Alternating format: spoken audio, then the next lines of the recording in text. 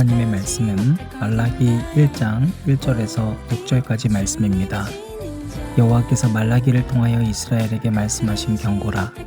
여호와께서 이르시되 내가 너희를 사랑하였노라 하나 너희는 이르기를 주께서 어떻게 우리를 사랑하셨나이까 하는도다. 나 여호와가 말하노라. 에서는 야곱의 형이 아니냐?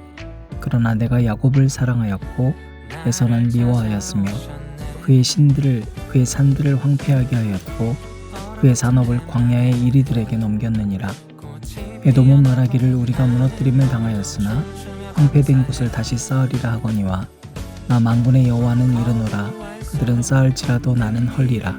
사람들이 그들을 일컬어 악한 지역이라 할 것이요 여호와의 영원한 진노를 받은 백성이라 할 것이며 너희는 눈으로 보고 이르기를 여호와께서는 이스라엘 지역 밖에서도 크시다 하리라. 내 이름을 멸시하는 제사장들아, 나 만군의 여호와가 너희에게 이르기를 아들은 그 아버지를 종은 그 주인을 공경하나니 내가 아버지일진데 나를 공경함이 어디 있느냐? 내가 주인일진데 나를 두려워함이 어디 있느냐 하나 너희는 이르기를 우리가 어떻게 주의 이름을 멸시하였나이까 하는도다. 아멘. 하나님만으로 나는 만족해. 생각하건대 지금 우리의 고난이 장차 우리에게 주신 영광의 것과 비교할 수 없고 어제도 건져주셨듯이 내일도 건져주실 그 이름 있네.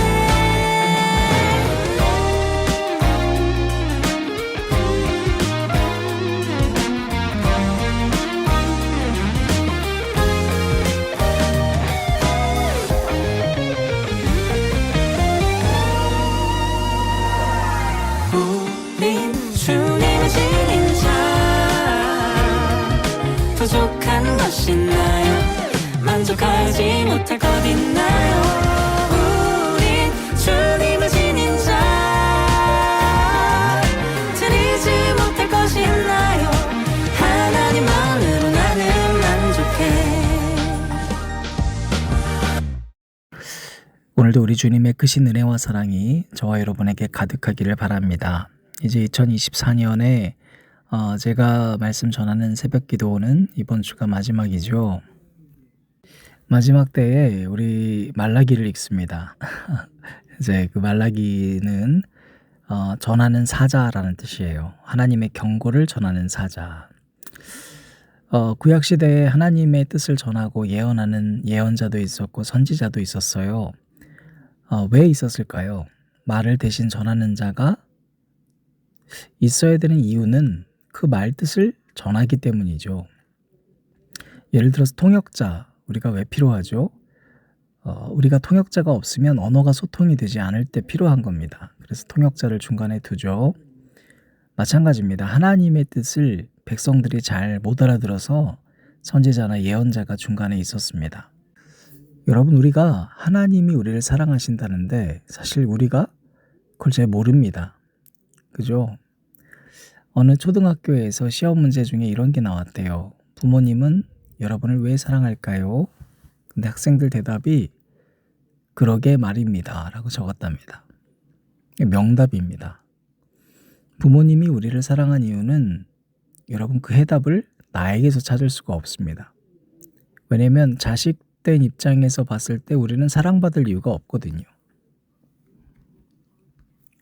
만약에 나는 사랑받을 만하지 라고 대답하는 사람이나 생각하는 사람은 나르시즘에 빠져 있는 겁니다.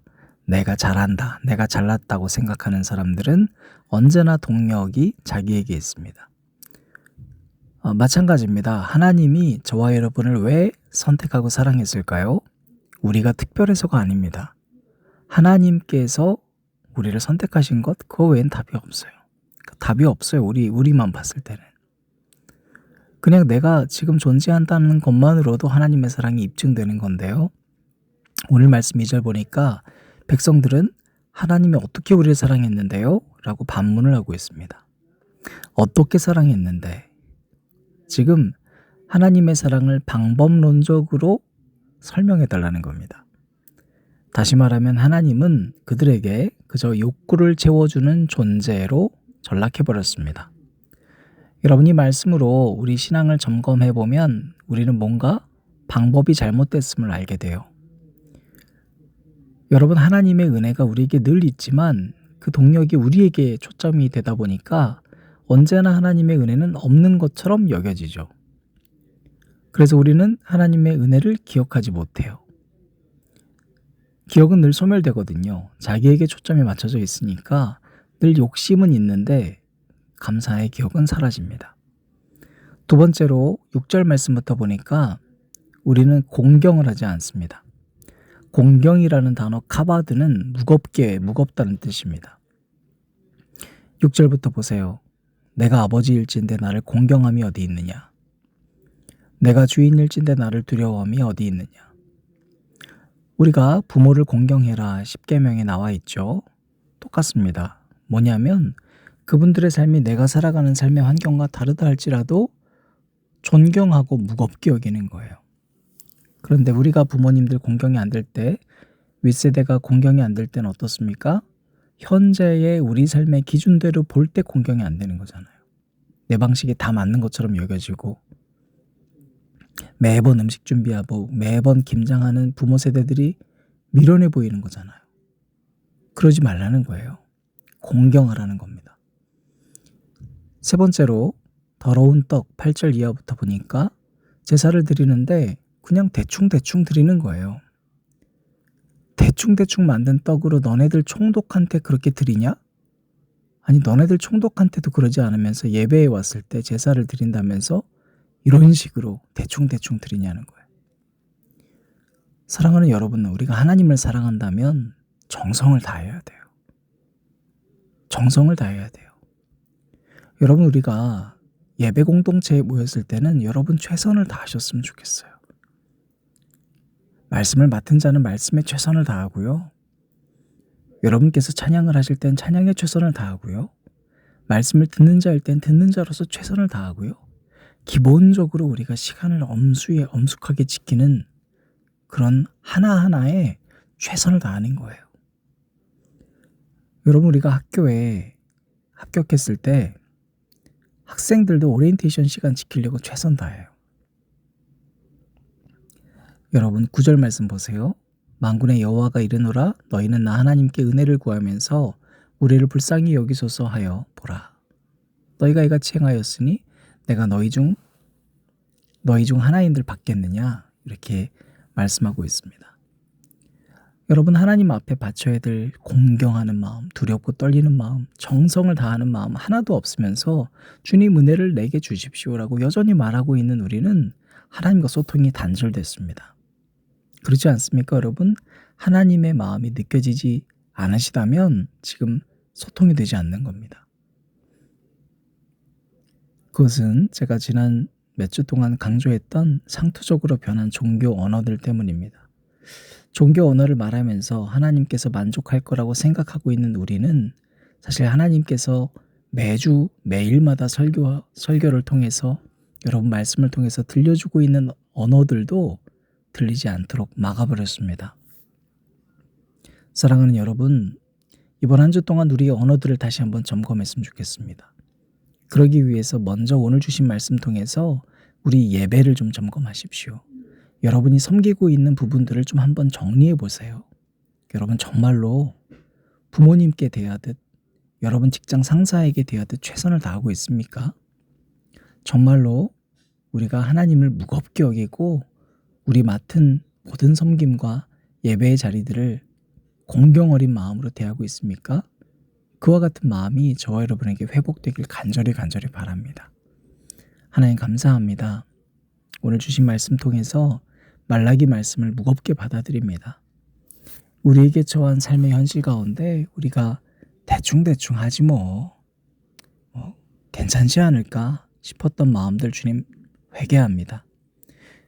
우리가 맡은 자리에서 세상 일은 최선 다하면서 교회 일에는 대략 슬쩍슬쩍 넘어가려고 했었던 순간들 용서하시고 하나님 서로를 공경하지 않았던 우리의 추악한 모습들을 용서하여 주시옵소서. 하나님, 우리가 하나님의 은혜를 기억하지 못했습니다. 매일매일 주셨던 은혜를 기억하지 못했던 것은 우리의 욕심이 컸기 때문입니다. 하나님 우리를 용서하여 주시옵소서. 예수님 이름으로 기도드립니다. 아멘.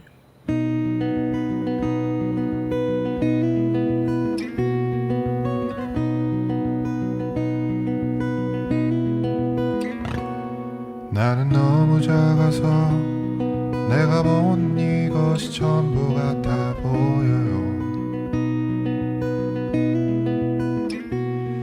당신은 너무 커서 너무나 커서 당신인 줄도 몰라요.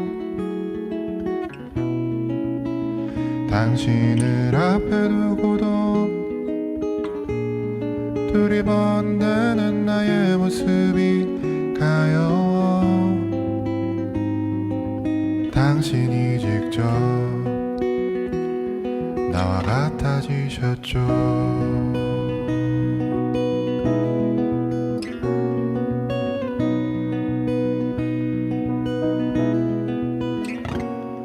당신은 너무 커서 나는 아무래도 상관없을 것 같았죠. 나는 너무 작아서 당신도 날 볼 수 없을 것 같았죠. 어느새 내 곁에 서서 나의 이름을 다정히 불러주시니 당신의 품에 나 안길 거예요.